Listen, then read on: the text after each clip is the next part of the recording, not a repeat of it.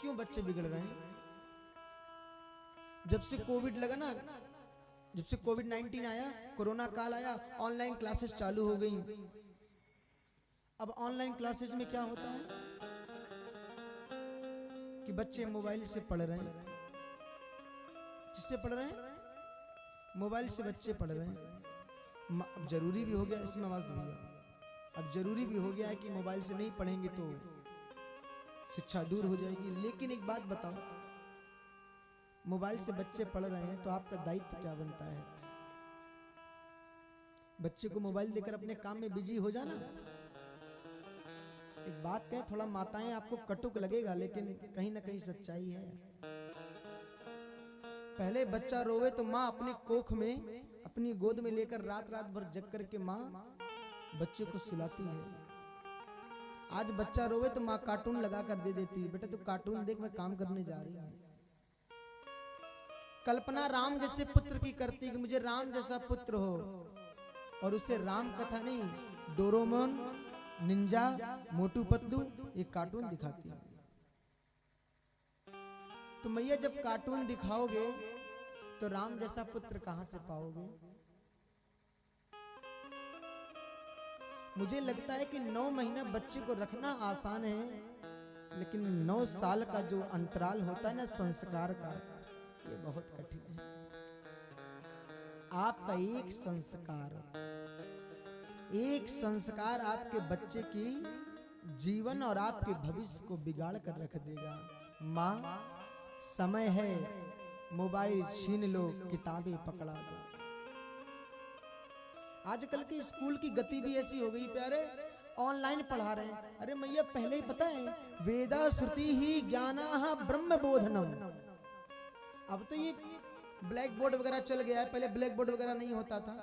ऐसे ही गुरुजी के पास खाली हाथ जाए, गुरुजी बैठे पढ़ाएं और बच्चे पढ़ भी लेते थे, याद हो जाए, लिखने का कोई चक्कर ही नहीं था। अब तो ये चौक, पहले चौक आया, फिर खलेरिया आई, है ना, अब पेन आ गया, फिर पेंसिल, ये अंतराल तो अब बना है, पहले तो ये सब कुछ होता नहीं था। लेकिन अब पेन भी है, चौक भी है, सब कुछ है, लेकिन विद्या है क्या? नहीं भैया, समय है, बच्चों को कार भले ही बाद में देना, पर संस्कार पहले देंगे। हम गुरुकुलों में बच्चों को भेजते हैं। मैं अपनी कहानी बताऊं ना, कल माता जी से बैठ करके बात ही चल रही थी कि 5 वर्ष और 6 महीने की अवस्था में गुरुकुल चला गया। जिस अवस्था में बच्चे गुल्ली डंडा खेलते, कंचे खेलते ना, हाथों से गुल्ली डंडा निकल करके वेद की पुस्तक की पकड़ा दी। और आप लोग को टीचर मारे तो आप शिकायत कर सकते हैं, लेकिन हमारे यहाँ टीचर मारे तो कोई शिकायत नहीं करने वाला। साल भर छुट्टी नहीं, 6 महीने में एक बार माता पिता से मिलने की अनुमति मिलती थी। कोई ऐसे पंडित नहीं बन जाता माता जी, कोई ऐसे कथावाचक नहीं बन जाता।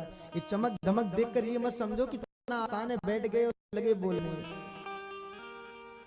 5 वर्ष की अवस्था में मैया, मैं आपको सच बताऊं, जिस अवस्था में बच्चा माँ का दूध पीता है ना, मुझे आज भी वो दिन याद आता है जब मैं घर से जा रहा था पहले ना, सामने गाड़ी खड़ी थी और मेरे चाचा जी मुझे बैठा रहे थे कि अब प्रस्थान करो गुरुकुल के लिए। मेरी माँ के हृदय से पूछो ना, लोग एक 5 महीने के बच्चे को घर से बाहर नहीं करते, लेकिन 5 वर्ष के बालक को उस माँ के हृदय से पूछो ना, अपने कलेजे के टुकड़ा को जब वो हमको बैठाई होगी कार में, तो मेरी स्थिति क्या रही होगी। कोई ऐसे कथावाचक नहीं बन जाता, बहुत त्याग करना पड़ता है प्यारे। कभी कभी आज भी आंखों में आंसू भर आता है, वो दृश्य देखता हूं कि जब मुझे छोड़कर जा रहे थे ना, मैं मां साड़ी पकड़ के रो रहा। कोई ऐसे पंडित नहीं बनता। अगर मां का प्रेम उस समय दिखाया होता तो आज मैं कथावाचक न बनता, मैं बोलने लायक नहीं बनता। मेरी मां, आज जो भी हूं, जैसा भी हूं, मेरी मां ने मेरे हाथ से फोन खींच लिया वेद की पुस्तकें पकड़ा दी तो आज पूरे विश्व में मेरा नाम हो गया। अगर मुझे मोबाइल पकड़ाई होती मेरी माँ तो हो सकता है कि मुझे कोई जाने भी ना। हर एक सक्सेस आदमी के पीछे उसकी एक आत्म कहानी होती है।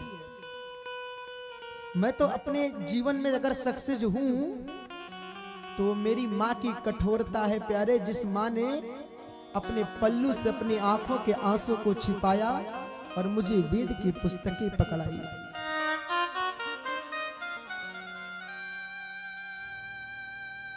एक ही बात कहूंगा, ऑनलाइन क्लासेस बच्चे पढ़े तो खड़े रहो, जितनी देर बच्चे पढ़े उतनी देर खड़े रहो, वहीं पर पढ़ ले, मोबाइल छीन लो।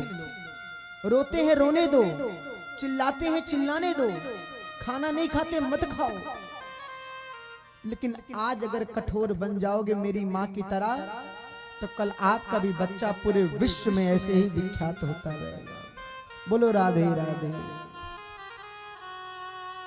आज की कथा का मूल तत्व ये है